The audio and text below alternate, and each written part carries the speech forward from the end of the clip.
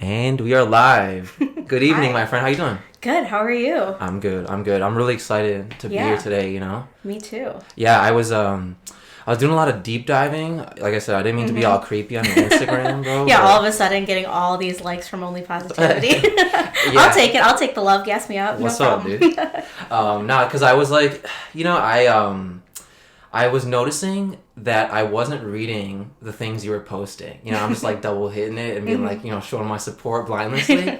And then I was like, what is she posting about? And then I went back to like your very first post and how, like where you introduced your page and everything like that. And I was like, oh wow, this is a different side of you that I don't, really connect with. I was like, let's figure that out. Let's get there, But anyway, how are you feeling today? Good. Yeah. I'm excited to be here. I was telling you earlier, I love to like talk about what I do and geek out on it. So I'm happy to talk to anybody about my job. So Yeah, definitely. Yeah. So before we like get into all of it, I was trying to understand like some of the stuff like on your bio. Yeah. So I'm assuming SPED is special education. Yeah, so we have a lot of acronyms in education in general, particular in special education. So yes, SPED stands for SPED or special education. Yeah. Okay. Yeah. Because I wanted to like make that assumption, but I didn't know if every letter had a Yeah. something cryptic behind it. And then so what is SEL?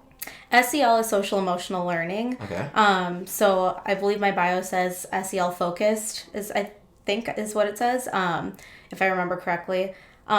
So if I can just go into it a little bit. Go in, yeah. So at my previous job, I worked there for 5 years. I worked at a therapeutic day school. So what that means is basically our school was devoted to only students who had significant needs that couldn't be met in a general education school. So like maybe one that you or I went to when we were growing up. Yeah. So as you can imagine, the needs of a lot of our students that came to us were pretty significant. In my classroom in particular, I had some students with some pretty intense and increased social emotional needs, so a lot of behavioral needs, which was very eventful, I guess you could say, each day. But I feel like I got to learn a lot about social emotional learning and really meeting the needs of a student beyond just academics, really, and just even beyond some of those functional daily living skills that we might work on as special education teachers.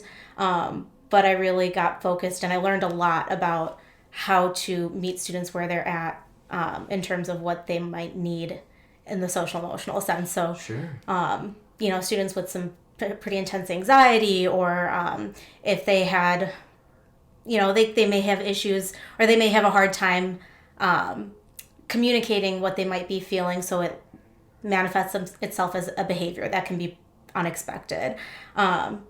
So instead of demonstrating aggression when you're angry or when you're feeling anxious, okay, so what can you do instead? Sure.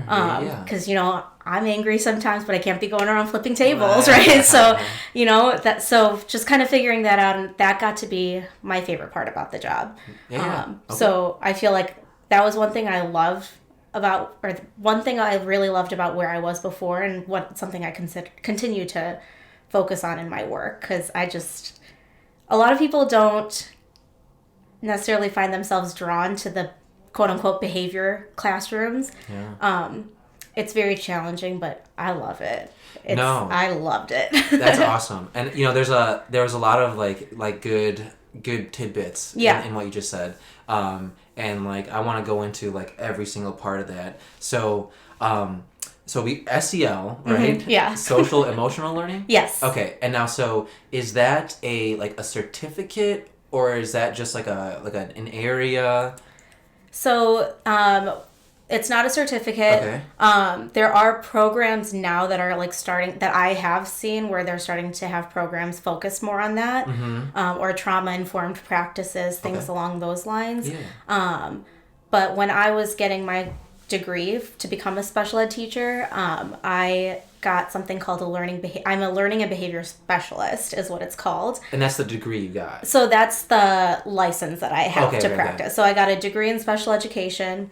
But in order to actually practice or like to actually teach, you have to have certain licenses. Sure. And so I have mine in learning and behavior specialist. Okay, wonderful. That makes more sense. Yeah. And then it's kind of complicated. So dude, and like totally, because in like similar to clinicians, there's like so many different types of certification specialties, residencies, fellowships. Right. So it's interesting to hear like the regulatory component of what you do, because in education, like that's a huge part of it, right? Like certifications, being in accordance with certain policies and procedures, right? And like I'm now in higher education, right, with a new job, so I'm just understanding that, right? And coming from like managed care where I used to work, there's like a different like regulatory side of it, because it's medicine, it's like pharmaceuticals and things like that. So anyway, I'm always happy to hear those things. But in terms of your coursework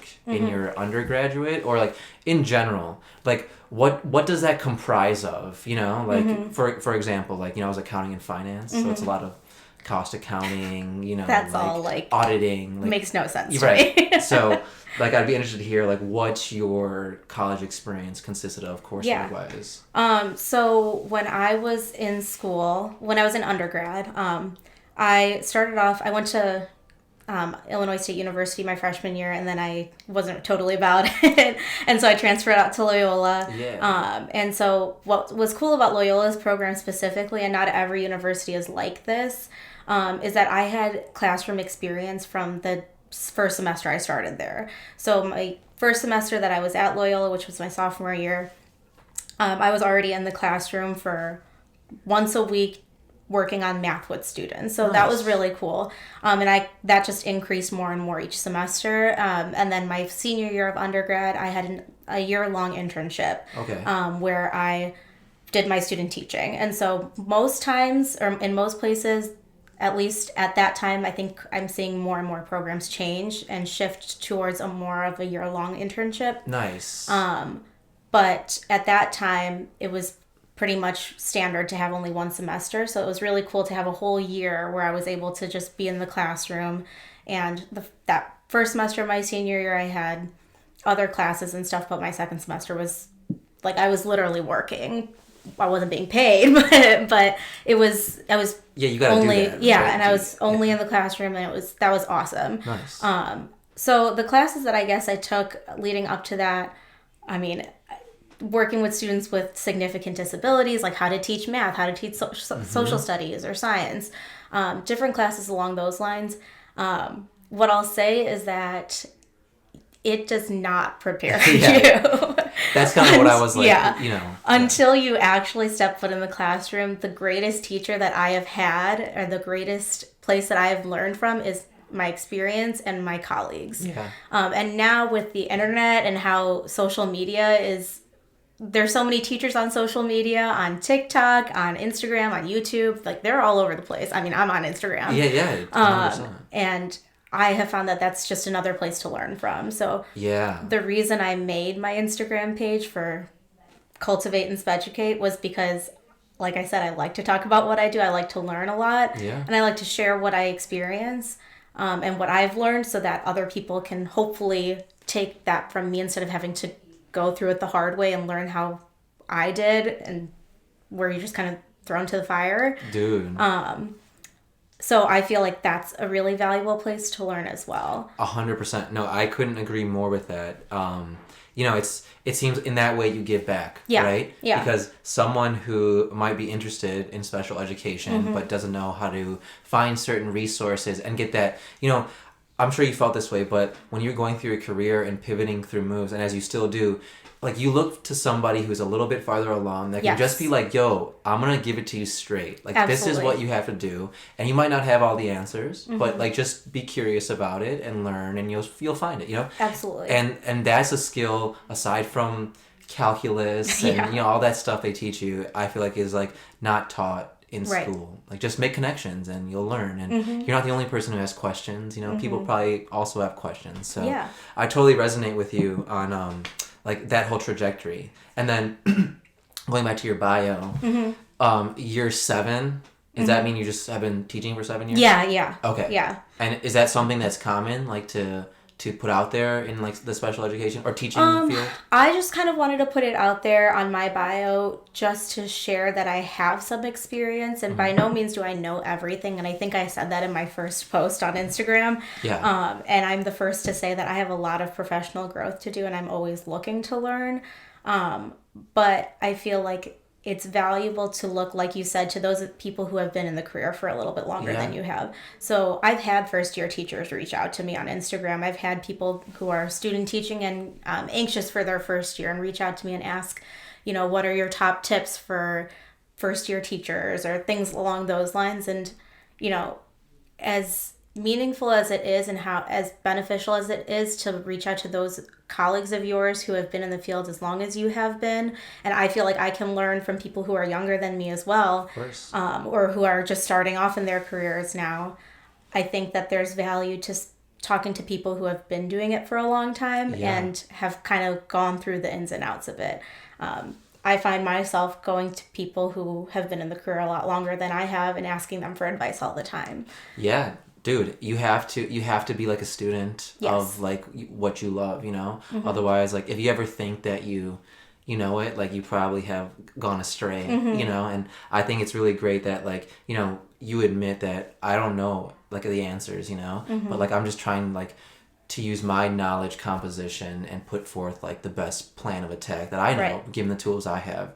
Like, you're open to feedback, you're open to things, but you go forward with a clean heart and just like try your best, not to get all emotional about it, right? And like, but that's like a really good way to go about it, Like I personally don't claim to be like a podcaster, like I'm not like some, I just like talking to people, and I think like, hearing more stories is just like a good way to soak in knowledge, right? Yeah, teaching is hard work, and special ed in general, or in particular, is really challenging at times. It can be very trying. Yeah. There's a lot to it that I think a lot of people don't know, and you wouldn't necessarily know unless you do it, right? I feel like if I can just help out at least one person or a couple people and, just help them out and not have them be in the same situation I found myself in or other people I know have been in, why not? Yeah, that's really nice of you. That's really cool. So then what is LBS1? So that's learning behavior specialist. Okay. Yeah. So that's so you can get two of them. Yeah. So you can get an LBS1 and LBS2. I have my LBS1. Okay. LBS2 is just another degree, so I don't know too much about that because I haven't done it. Yeah. But from what I understand, you kind of just delve more into detail about how to work with students with disabilities. Okay. Cool. Yeah. That's really interesting. Yeah. What do you call the certification process once you get like an LBS1? Do you have to like do ongoing like education or? So you don't necessarily have to do higher education in terms of like getting your master's or anything. I do have my master's degree, but I chose to do that just on my own. I have my master's in special ed leadership. So if I wanted to be, like a special ed director, depending on the district and their requirements for what that is, which might look different in different places, I could do that, but I don't necessarily want to be a principal. Okay. It's just not for me. Yeah. So you do have to, at least in Illinois, and again, this changes state by state, but in Illinois, you have to do professional development. You have to do a certain number of hours of professional development and before you renew your license. Every, I think it's 5 years. I just did mine maybe last year, the year before, so 5-6 years of having your license. You have to renew it and make sure you have all those professional development hours, which typically a lot of us get through our work. And so like, say if you have a Teachers Institute day, for example, yesterday was a half day for my students. I had to stay for the whole day. The second half of the day was meetings and professional development. So I'm getting that through my work, but I can also go out of my way if I wanted, and I have done that before, where I take courses online, or if I go to a training online that I think seems really interesting, I could do that and log that as professional development. And you log that in a system? Yeah, Illinois State Board of Education has a website, and I have my own login, and I just kind of pop it all in there, and it stays there for as long as maybe till I renew my license. Okay. Maybe forever, maybe. I don't know. Yeah. No, that's interesting. They, like I said, the the school boards and stuff like that. So I sat on like a like the student appeals board or something at Benedictine. And I just got a quick like whiff of like all the BS that kind of goes into like the admin part of schooling, and I'm just like, I'm out of this, dude. Yeah, dude, I don't think I could ever see myself being. I've been told I should like go for that and try it out, but I don't think I could do that and only work at that level. You know? Yeah. Do you know, like, are they less involved with the students at that point? I mean, I think that and I can only speak from what I think without having the experience of being an administrator. I've worked with several over the years, and I feel like the administrators who want to stay in touch with the students and know the students will make an effort to do that. But at the same time, I also recognize that there's a lot that administrators have to deal with that we don't realize. Right.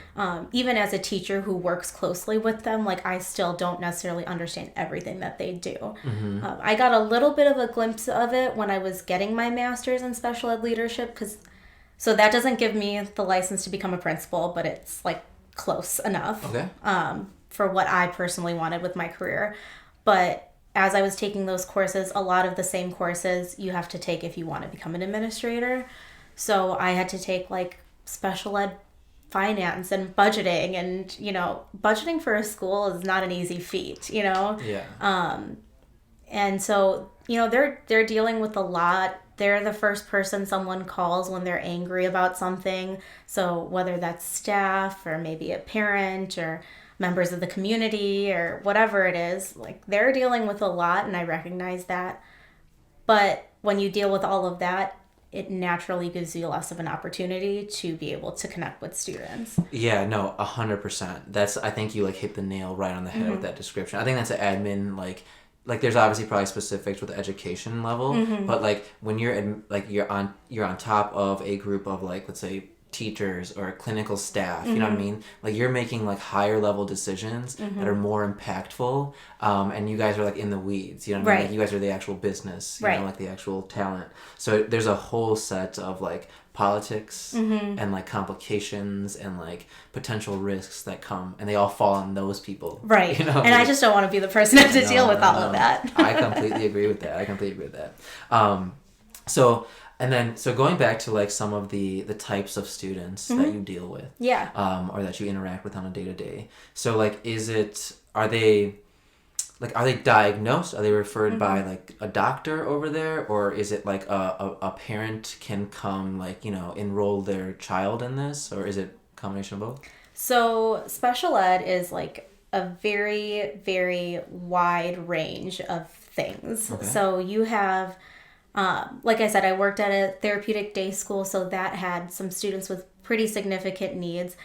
But on the other end of the spectrum, we have students who are just maybe starting to show signs of maybe having a disability. Maybe they're really struggling academically. And so, to be honest, I've never been on that end where that process is first getting started. Okay.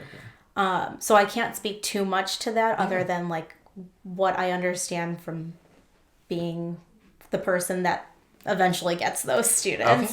Okay. Yeah, for sure. I will say that as a school, we can't go ahead and diagnose a student, and a parent cannot just make that diagnosis. That has to come through a doctor. Okay.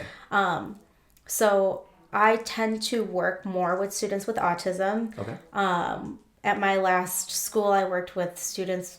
Again, a lot of my students had autism, but then they also had maybe also emotional and behavioral disorders on top of that, or maybe some of my students had Down syndrome, or maybe so like you kind of had a wide variety.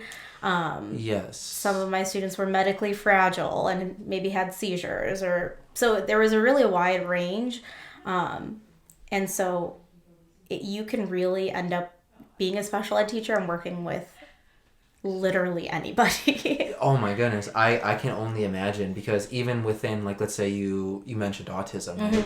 Autism is not like one not at all type, right? It's a whole like world of various individuals that have been diagnosed with autism. Some might have moderate, severe, mild, and like I've seen like that firsthand, and that's the only reason I ask is because I was wondering if there's any sort of like like triaging process for, okay, this person, has these specific needs and they should come to this school, versus this person might have, an extreme need and they have to go somewhere else? Or is it like everyone just, comes over there? So when a student gets diagnosed, they don't automatically have to go to like receiving special education services.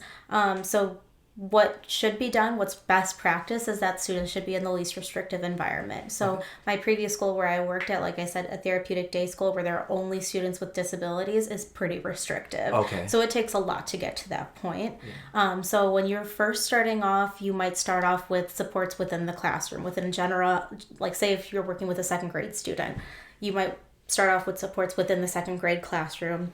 Maybe they'll have an aide in the classroom, depending on their needs. Again, this is very general because we don't have a specific person we're talking about.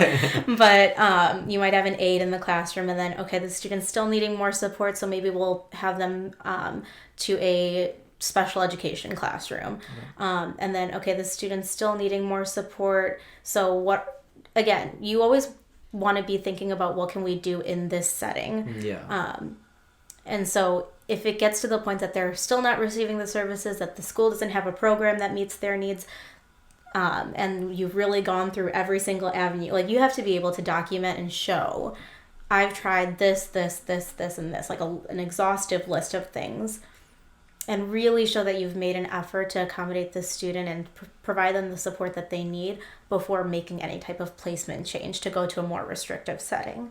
Got it. So what I will also say about that process, it can be very challenging for parents in particular. So when parents first hear that their student has been diagnosed with a disability, or maybe if they're first starting to be in getting special ed services, there's this period of grieving almost, because they start to realize that maybe their kid will not be what they thought. Wow.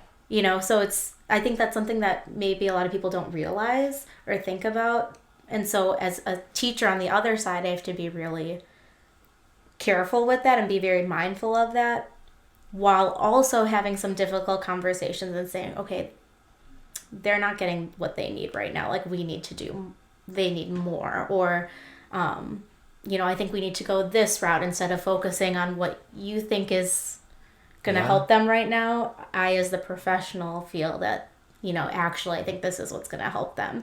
Wow. I know I'm being really general. I just, I can totally like imagine a conversation like that, and you having to really, really like turn up your emotional intelligence and be like, I have to be the bigger person at all times. Yeah. Because like these people, I don't know their background, even though, you might have seen it time and time again. You have to treat it like it's the first time, every single time. Right. And I can only imagine you like mustering up like the confidence to have that conversation over and over again. And it can't be easy, No. It has to be stressful. It has to be taxing on your mind, body, spirit. Yeah,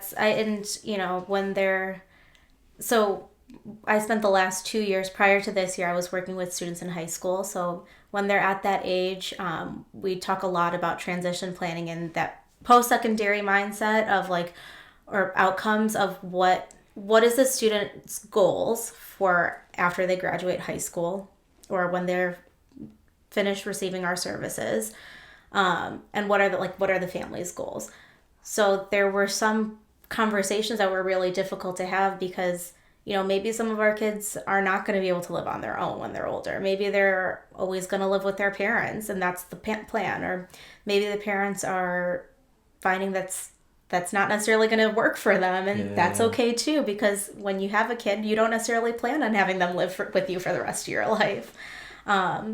And then I've had parents who are like, well, I want to find a day program for my kid to go to. And so, or live in some type of housing with other kids or other people with disabilities. So it can be really challenging to have those conversations, because what I like to do is start having those conversations really early so that when they get to high school, we're not just starting to think about it. Yeah. So I try to have that transition mindset when they're young. So even now I work with students in elementary school, and I'm already thinking, because it's just been ingrained in me especially as I worked with older students before, but even working with, third or fourth graders, I'm already thinking, okay, when this student is 18 years old, they're going to have to be able to do X, Y, and Z. Yeah.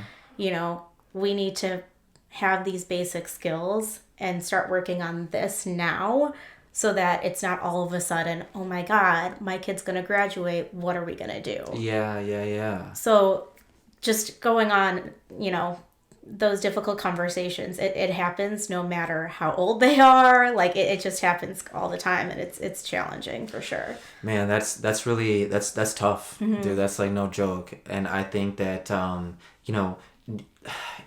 would like to think that every parent is probably like very caring about their child's future, and I hope that is the case. But like everyone handles things differently, and like I can only imagine like having like a difficult, like it's already a difficult conversation, right? But having a combative or like non-present other end of that conversation, that's like, you're thinking about like, I can get this student with the support of the whole team, I can get them functioning, and I can get them like somewhat self-sustainable when they're 18, but like it needs to happen now. Right. And like having to make someone understand that is probably really, really tough, having to convince them that that's like the right move, Yeah, and I mean, my biggest thing, and this is a common thing I've heard in special ed, is that the goal should be it's almost for me to be out of a job, like, right? Like, sure. The students should be so independent or get to the point where they no longer need me, or they no longer need their one-on-one aid that they have with them at all times. So, when I talk to parents or when I talk to students even, or, problem solving with the team, whatever it is, it's, the student can do this right now, but I'm not going to be around with them when they're 30 years old. It's just that's not going to be what it is. They're not going to have a teacher when they're 30 years old. So we need to start thinking about those things now. Yeah, no, 100%. And like, you got to give them like a toolkit to succeed in the world. Right. Yeah. And that's the best you can do. Like, cause like you said, you can't handhold, you know what I mean? Like that's not going to do you or them any good, Right. And then so like I think that's a good segue into like something I thought that was really interesting. So I was looking at this like whole student approach that you recurringly mentioned throughout like your Instagram and whatnot. So like what I think is really cool about that is like I really think that that's how all schooling should be, right? Like you should assess a child or any student where they're at, like what are their strengths, like don't box them in, because some people are going to hate that. Some people are going to thrive, but if you thrive in like a sheltered environment, then are you really like, you know what I'm saying? Are you really like getting the skills you need to thrive in the world, So our schooling was every kid got the same curriculum, right? No one was catered to, and it was kind of like a machine. It was like a well-oiled machine. So when I was really like inspired by like those posts where you're like analyzing students. So I'll stop and like if you want to dive into that a little bit. Yeah, I mean honestly, that's what special ed is. Yeah. It's everything is differentiated. I individualize. I mean, I might have a class of, right now I have 4 students in my class. I could say that I teach in 4 different ways based off of what the students need. I might use, at my last school, I used the same curriculum for all my students, but I taught it in different ways based off of what they needed. So say if a student currently in my classroom, I have some students who are nonverbal, so they communicate with communication devices. So that's an iPad. For these particular students, that could look like a lot of different things, which is a whole other topic to dive into. And it's really cool. But with the students that I have now, they have an iPad, and there's this program called Touch Chat. And it's really cool because it just opens up the doors of communication. So they can literally, there's buttons on it with pictures, with text, and then there's picture supported text. So there's all sorts of stuff. So they can go in, and my students can go in and say, uh-oh, or they can say hello. And, nice. They can ask for things that they need. They can make comments. They can ask questions. You can customize it. So, I have 2 students who use this program currently, and I have one and both of them are different. The layouts are different, which is really cool because everyone has different needs. So if I have students who are, nonverbal or who need more support with communication, I might have visual supports available, whereas my other students may not need as many of those supports. So, I mean, that's honestly, that's everything that I do. That's everything I think all special ed teachers do, is really looking at what the student needs and trying to give them the support to fill that need. Nice. And then so when you do this analysis, right? Is it like so you have 4 different students and you teach in 4 different ways, and then like when you create your teaching strategy or you're starting to develop it, are you doing like one-on-one observation with them? Are you observing them in a group setting? Is there like a rubric or something you follow, or Yeah, so that's a good question. So every student who receives, and this is going to kind of get into like logistics, but it's let's go. Important. So every student who receives special ed services gets something called an IEP. Okay. So that stands for Individualized Education Program. Okay. So basically it's this big document, and it is a legal document that the team creates to outline in summary, it outlines all the students' needs and strengths and then areas for improvement. Nice. It also, it really goes into detail. So like I've written IEPs that are, almost 100 pages long. Like they're hefty, okay. Right? Like, so I try and I'm very particular about my IEPs and how they're written, because if a student is with me and they all of a sudden move and go to a different school, that document will follow them.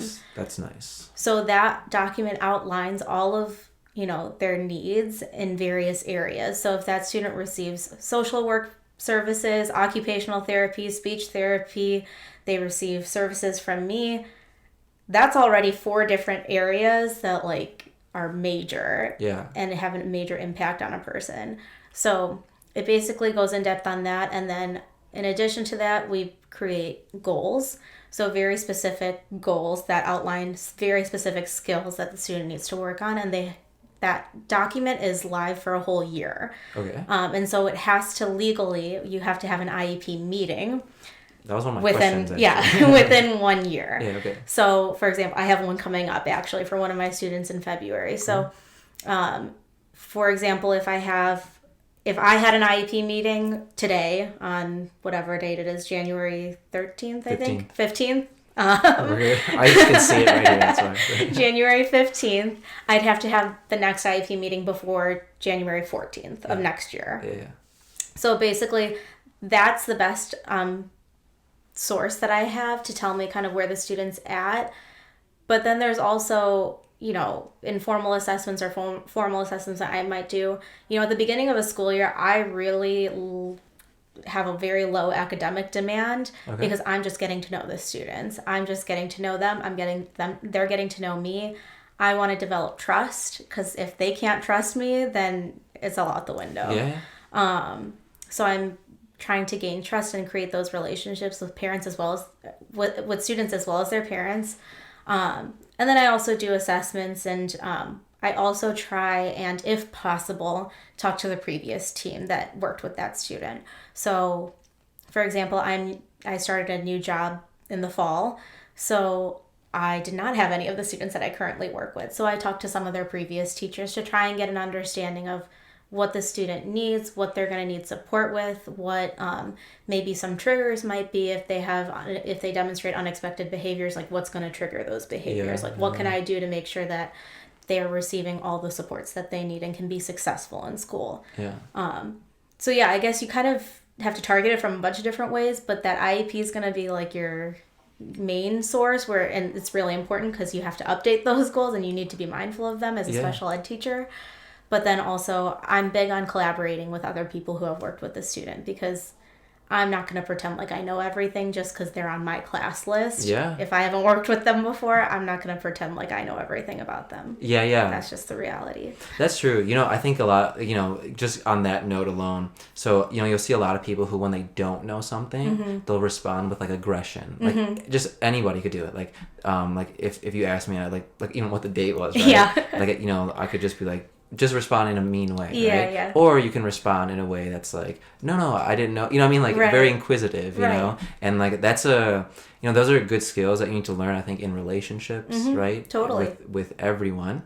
And like that's why I'm like really astounded by some of the things that like you go over with people. Like, you know, like what are your triggers, right? Yeah. Like you know, we should be asking each other those things, Yeah, right? In relationships. that's true, yeah. Right? And like those are types of things that that really interested me about it. But you know, a totally random like a side question.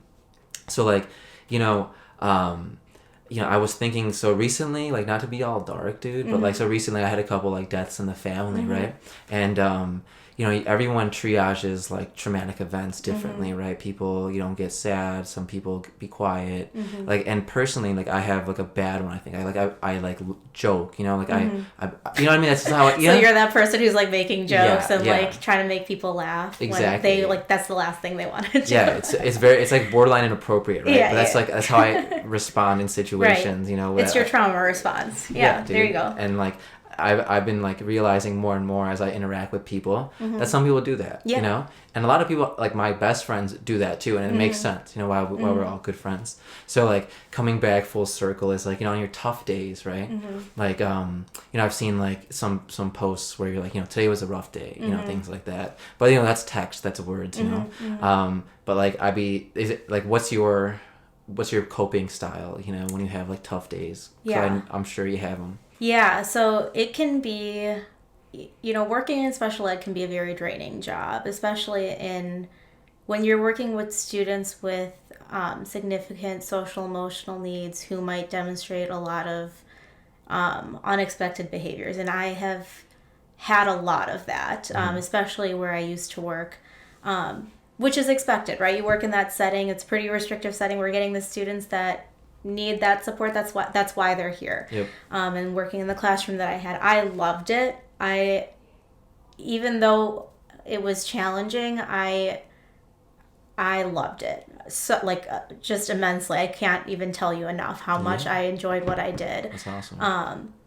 And regardless of the fact that I loved what I was doing and I would continue to do that, it takes so much out of you. You know, I'm personally am a person who is an introvert. I need to have alone time and to just kind of like chill for a second and take it easy on my own. But you know, teaching is a very social job.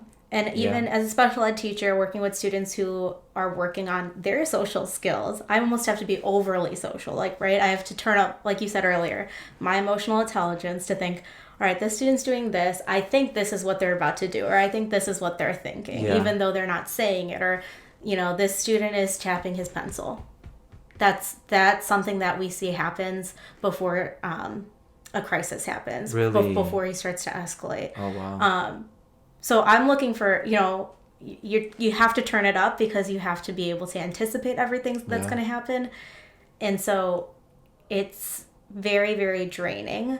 But in the past year, I would say I've really, really tried to implement self-care for myself and boundaries, which is really, really, I cannot stress how difficult that is to do as a teacher. Good for you, dude. I'm sure you're still finding a balance. Yeah, it's really hard. I used to get to work at 6:45 every day, and I would stay there late, and I'd be bringing homework and writing, you know, reports in bed, and you know, that's what I was doing. And I, you know, especially in the work that I was doing, working with some of those students with some of those social emotional needs, you know, it's emotionally taxing. You know, you're seeing a student in crisis, and I've like cried with my students. I've, you know, it's a lot because you have to be calm in the moment, and you have to be on. You know, you don't get to have a breakdown there. No matter what happens, right? Like, if you need to tap out, you can tap out. But in that moment when you're there with the student, you can't yell. You can't cry. You can't, I mean, I have cried with students before, but you know, you have to try your best to keep your cool. So when I come home at the end of the day, I don't want to, you know, talk. I don't want to do anything. I just kind of want to chill. And so I feel like what I have started to do for myself is put those boundaries in place. And I feel like that has really, really helped. Yeah. But I feel like it's important for me to say that it's easier to do in some places and some jobs than it is in others. Sure. I would say that if I was still working at my previous school, I think it would be really challenging because of the needs of the students that I was working with. Yeah.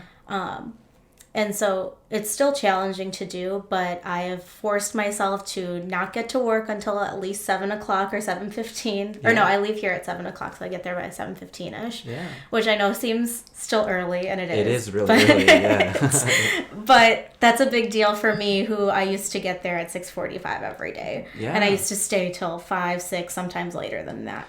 Good for you, dude. Yeah. I think it's really interesting and really like commendable that you can do that, right? So like the first part of that is, you know, in the same way if you exercise, right, and you're sore and your muscles are sore, right, your emotions and your spirit is in some ways very similar to that, right? Like it's an expendable, your enthusiasm is an expendable resource. It will deplete if you don't let yourself recoil and rest. So there's no qualms in coming home and just wanting silence, you know, and just being like, I don't even need to think about anything. I just need to be silent and maybe like reflect a little bit.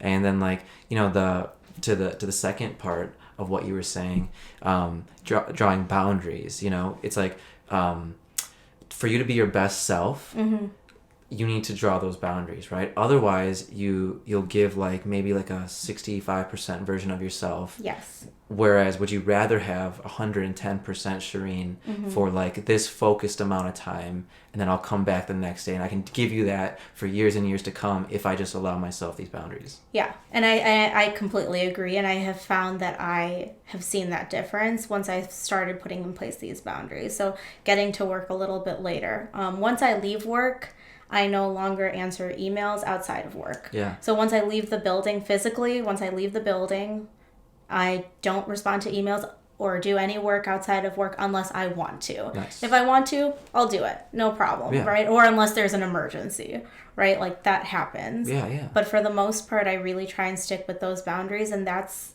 may seem like it's not that much, but it really is compared to what I was doing before and what I think a lot of teachers do. And I see it firsthand. Like I experienced it, but I also saw it, right? Yeah. Like I remember there were Saturdays where I would go with a couple of my coworkers and we'd go to work and we'd spend the whole day at work. Dang, yeah. I'm like, that's not normal. Yeah, that's... like that's not normal to spend your Saturdays and your weekends doing that. Like you need that time to rest, and you need that time. Like I've started to really prioritize rest and prioritize boundaries, because I feel like I started to see myself burning out. And you know, I love what I do, but if you don't watch that, you can easily, I mean, right now especially, there's a crazy teacher shortage in America. I just saw the other day that there was even a university that had to cancel their teacher preparation program because there weren't enough candidates or enough people interested. That's sad. In becoming teachers. Which I don't necessarily blame. If you look at what's going on in the world right now and what schools and teachers are going through right now, it's not so pretty. We're going through a really tough time right now, especially with the pandemic and everything. But, you know, at an alarming rate, we're seeing teachers burn out and resign and leaving the profession. And I'm not going to lie and say that I've never thought about it before. I have. And I love what I do. Yeah. So it's something where I feel like I've really needed to prioritize that and prioritize the rest and setting those boundaries and really, really trying my best to have some semblance of a work-life balance so that I don't end up being one of those people who leaves the career or leaves this field. Unless, you know, maybe one day, who knows, right? We never know what's going to happen.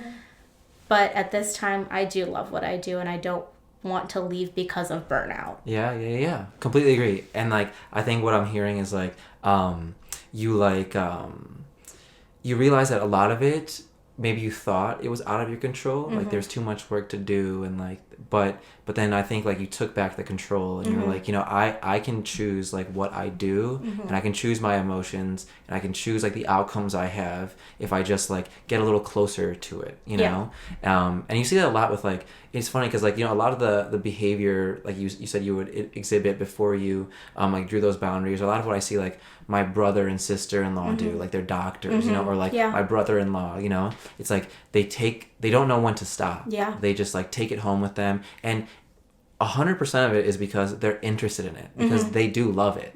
But it becomes like that, like kind of like that Stockholm syndrome, right? It's like you love your abuser type thing. You know what I mean? And it's like that's when it turns into something more melancholic, right? And you start to not like it as much. And like for you, it's good that you, one, are protecting yourself, but also protecting your interests, right? Like you don't want to ever hate the thing that you say you love, right? Right. And like, even like, again, not to bring it back to relationships, but that's like kind of like what I'm interested in, right? Is like you need that separation even from your significant other, right? Like you need like other things. You need that balance. You need boundaries. And so like those types of things, again, like when I see those things coming up in your social media, I'm like, man, these are things that like everyone should be more tuned into. Because like they're helpful to literally everybody out there, you know? Totally. Yeah, it's interesting because, like you said, I feel like I would bring it home and, I had to do it. There was work that I definitely had to do. But also because I'm interested in it, and I feel like once I've started putting in place these boundaries and this balance, I feel like I also am, teaching is less of my identity than it used to be. And that's okay, because I shouldn't just identify as being a teacher. Like, there's more to people than your job. Right. Like, I do love what I do, and I'm happy to share everything, and I'm, talk about it, and I enjoy doing that. But it's not all of who I am, and I feel like before when I had this balance, that was such a big part of me. And now when I'm outside of work, I don't necessarily think about work all the time. But that's okay.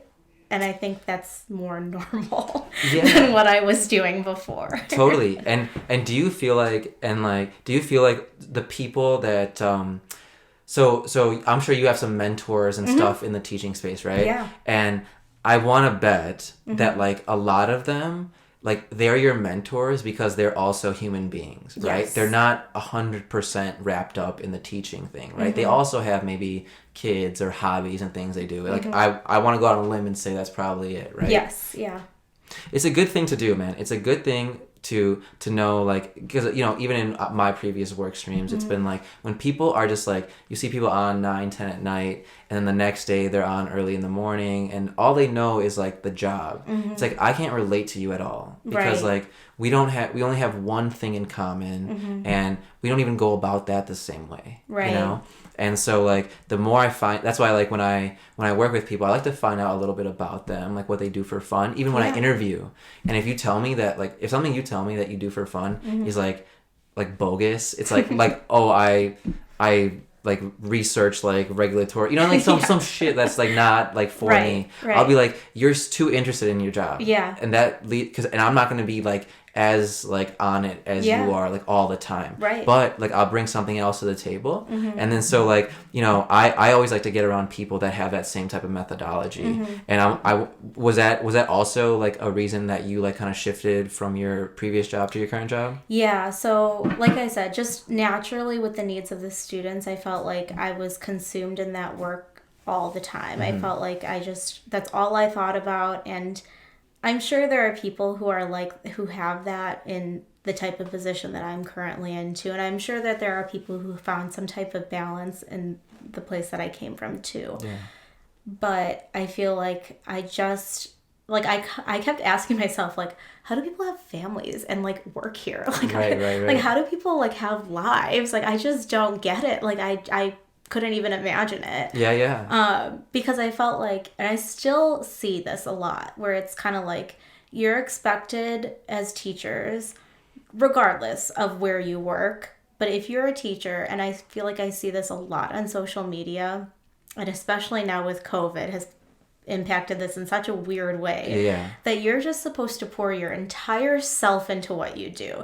You're supposed to do it for the kids is what everyone says. And they kind of like gaslight you into it, right? Like, you know, like everyone says, just do it for the kids. You have to show up. You have to be healthy so you can come to work for the kids. All right. Yeah. I'm like, okay. But like... what about me, right? Like, I am doing everything for the kids. Like, I love these kids and I will do what I need to for them. And, you know, trust me when I say I have poured like my heart and soul, my money, my tears, my blood, my sweat, and I, like all of that into these kids. But if you don't protect yourself, no one's going to do it for you. Dude, 100%. And like, I would, like the fact that you have that question is like, ask it, because why not? Because if someone can't answer it, or they get like upset by answering that question, that gives you enough of an answer, right? And to me, what this sounds like is like, you know, so like, you know, as people around us are having kids, you start to see like parenting styles, right? And I realize that everyone doesn't know what they're doing, and they're just trying to figure it out. And if you tell somebody, like, matter of fact, that you know how to raise a kid, you're out of your mind, you know? So like, so when somebody tells you that like you have to do this for the kids, you're like, don't try to justify what you do to me. You know what I mean? I like, you know, for example, like my relationship with my wife, you know, it's my own. I put my own stamp on it. Right. Like, some people might not think the things I do are kosher or whatever the hell. Yeah. It's like, dude, what do you know? Right. Like, you know what I mean? Like, I'm doing what I think is right. You know what I'm saying? So everyone's relationship is different. What works for you may not work for me, and that's okay. And we should all respect each other and like have our boundaries, right? And I just would be very cautious, again, about anyone who tells you that they know what to do, because that person is probably just trying to like cement their methodology and like project it onto you. Right. And it's like, girl, if you like something, go ahead and do it, you know? But anyway, so what I would want to come back to is some specifics, right? So we've been going really high level with the themes, and I really like it. So, you know, some of your like specific like techniques for you know, treating some of the needs. I saw like a voice card, you know, a sound voice card. level card, right? Voice level card. I saw one of those like it was like a hand, like a, was it?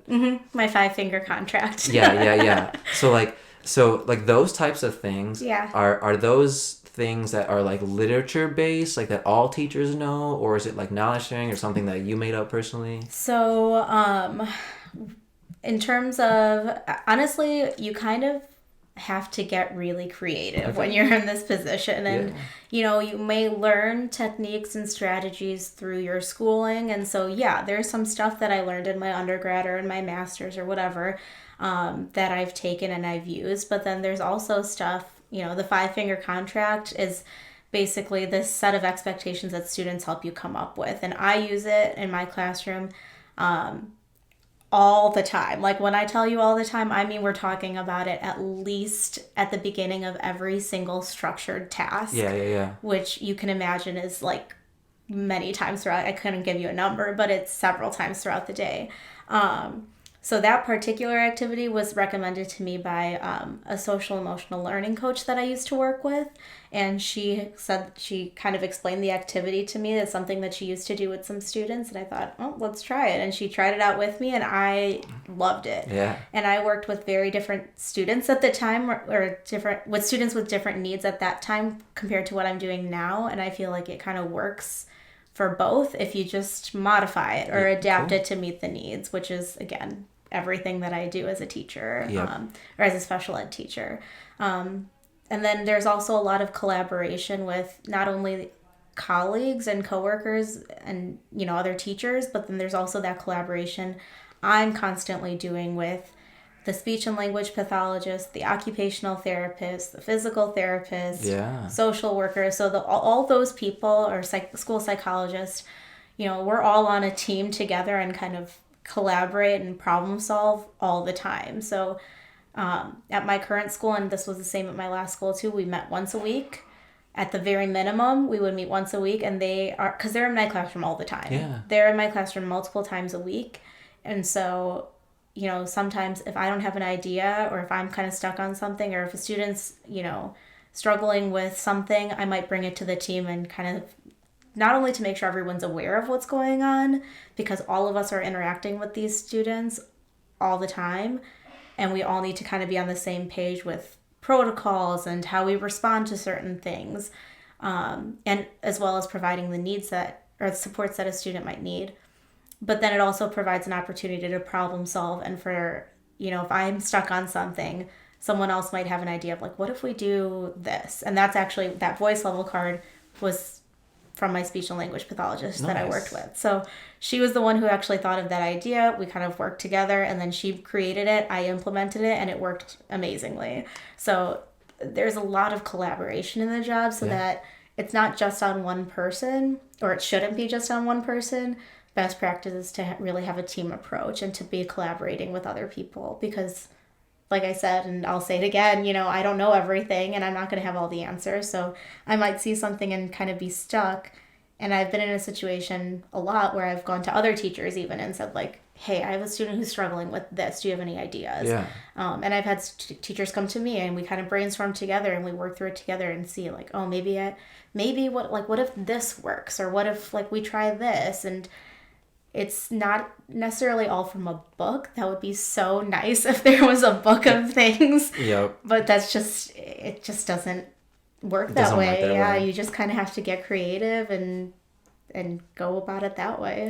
That's really cool. And yeah, it's really interesting that a lot of what you do is subjective, and it's very foreign to me, and I think it's really important. I'm sure like Alyssa and everyone can attest to the fact that like we're all in situations where a lot of things are revenue oriented.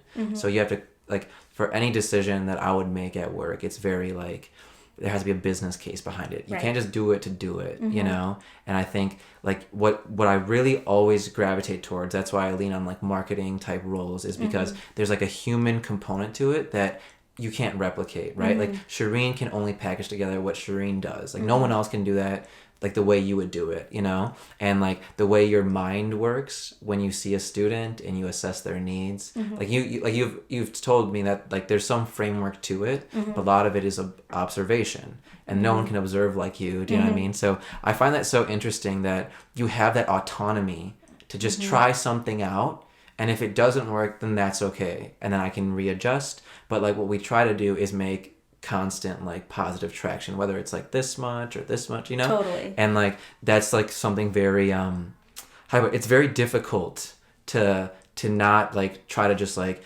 instantly like make something and be in it for the long haul without any like reward, right? You don't have like a financial goal tied to it. You don't have you don't have like real skin in the game, but you put yourself in there. And and honestly, a lot of times what I'll say too is like you might see instant gratification where like you instantly see that something works, or that a student gets it right, or that they immediately stop demonstrating every unexpected behavior. But I'm going to tell you that's very few and far between.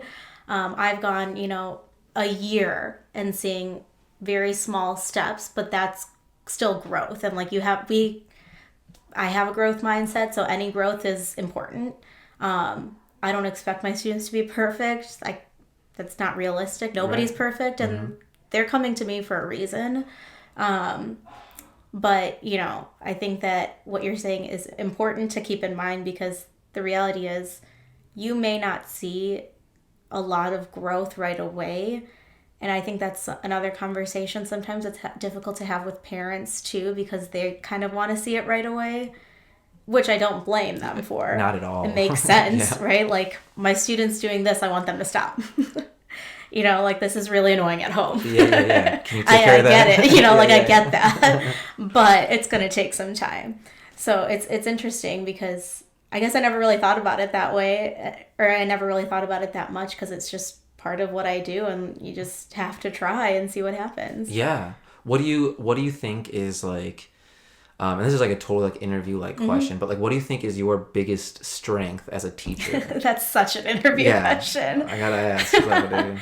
I would say my greatest strength as a teacher, I think, for me personally, it's just the relationship building. I like to get to know my students. Like, I like having that relationship with them and getting to know them. That to me is more important than anything.